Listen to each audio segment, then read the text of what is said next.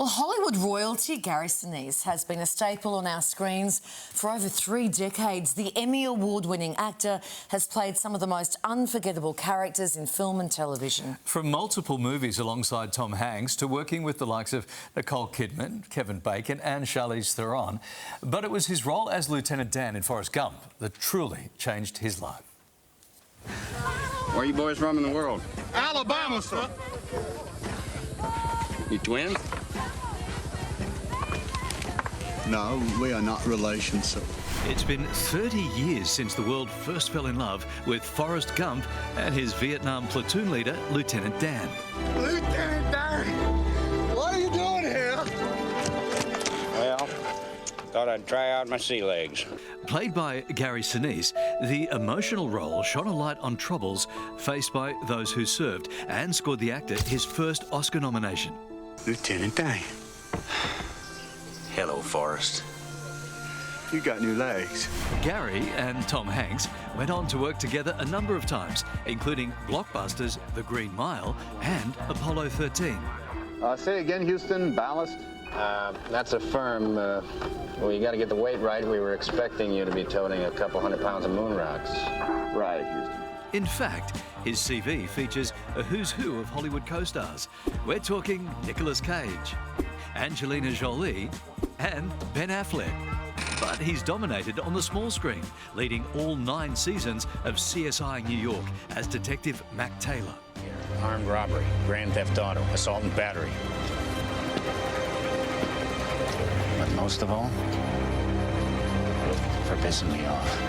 But it's Gary's 1994 role that inspired his most important project, the Gary Sinise Foundation, which honours and supports American veterans. And Gary Sinise joins us now live out of Nashville. Welcome to the morning show. Thank you so much for having me. Good morning. Good to see you. Can you believe it's been 30 years since Forrest Gump? Did you ever imagine it would still be so loved so many years later? Well, it's hard to believe. It seems like the film has just been in the consciousness of certainly folks here in the States because for 30 years, because it seems like it's on television all the time. So new generations of people are seeing it all the time. So it doesn't really feel like 30 years to me, except I'm a little grayer, that's for sure. Yeah, this beautiful when the new generation discover it. Tell us about this bromance with Tom Hanks. You two have starred in films together. How would you describe your friendship with Tom Hanks? You know, I met Tom backstage at a play that I was acting in back in 1989. He knew one of the cast members, and he came back to say hi. He was a big star at that point, but hadn't really worked with him or anything. So I auditioned for Forrest Gump, got the part. We had a great time doing that, and then Ron Howard was making Apollo 13 next, and he came to the premiere of the movie, and I had gone in to audition for Apollo 13. I think Tom put in a good word, and then next thing I know, I'm working with Tom on Apollo 13, and later on, I got a call for the Green Mile to come down and work a couple of days on that. So it was always a lot of fun to work with Tom. Yeah, you've said that Forrest Gump changed the trajectory of your life, and hearing those stories, we can see exactly how that's worked. And yet now you're showing all of that through your foundation. Tell us about the foundation. Well, the foundation the origins of the foundation go back to the 80s, before I was in the movie business and I was doing theater and I was working with Vietnam veterans in the 80s trying to support them. Then I got the part in Forrest Gump. That was a Vietnam veteran. I started supporting our disabled veterans because, of course, Lieutenant Dan is a wounded veteran. And then after we were attacked on September 11, 2001, I just raised my hand and started going out there to support the men and women who were deploying in reaction to that terrible day and going to Afghanistan and Iraq. And I started making trips and more trips and more trips. And all of that eventually manifested itself into the creation of my own nonprofit, which is here to serve and honor the needs of the men and women who serve our country. We build homes for our wounded. We take care of children of our fallen heroes. We do so much at the Gary Sinise Foundation. You can learn more about it by going to GarySiniseFoundation.org. And if you look at the YouTube channel, you'll see dozens of videos. I see you're showing some of the video there. You'll see dozens of videos that show our programs in action and show me all over the world doing all kinds of good things. Really, really important work. We take our hat off to you. You also do some music, and so at some of these foundation events, you've got the band. The band's called Gary Sinise and the Lieutenant Dan Band. so you go all right with the music as well.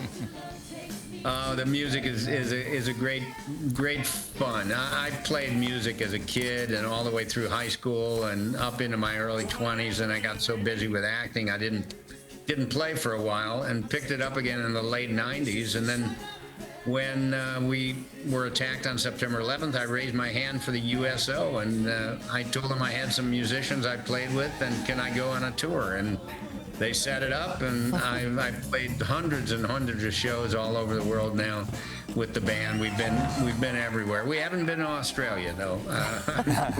Love to come down. I was there in the 80s and I really loved it. We've changed a bit now. You've got to come and see us again.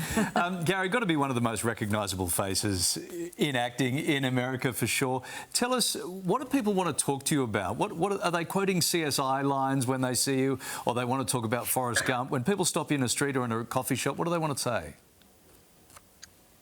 You know, it's interesting. I mean, I still get all the Lieutenant Dan, you got legs and all that. I still get all that.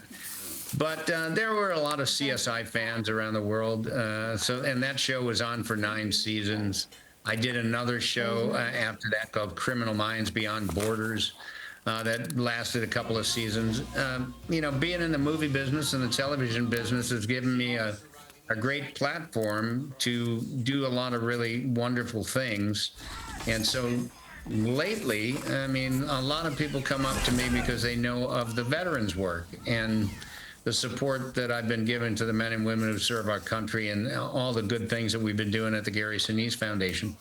So probably, you know, it's a little balance between people coming up to me and saying something about the career versus folks coming up and saying they're grateful for what I'm trying to do to help our defenders out.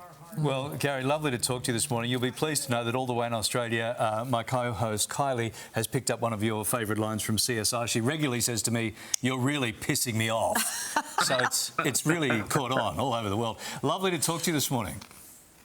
Thank you so much for having me, and have a great day. Thanks, Gary. Okay. I don't want Gary to think poorly of me. Gary, I don't say that. Because, look, Gary's such a nice guy, and I don't want him thinking that. Gary, call me. She says it. Thank you, Gary. Congratulations. It really pisses me off. Yeah, there it is. That's better. Congratulations on all the work that you're doing.